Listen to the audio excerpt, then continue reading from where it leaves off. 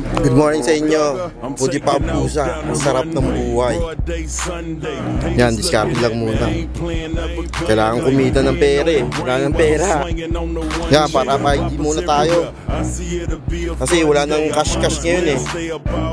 Yan, habang nag-waiting tayo, haba kasi ng pila men eh. Yan, tambay lang muna tayo sa labas habang naghihintay. Sayang yung gas, mahal na. Yan, ako na next para makapitan na to. Yan, nakabitan na siya. Pwede rin ako, nagpapaservice rin ako kotse.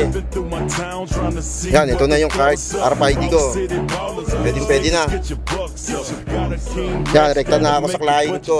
Ang susunod ko, taga-Alabang siya eh. Kung kami magkikita. Hanap muna ako ng parkingan habang hinihintay ko siya.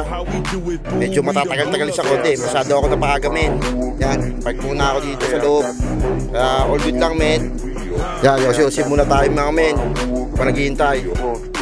O, diba? All good lang men. Yo, Trip lang. pakinggan nyo to. Bakit? Trip lang.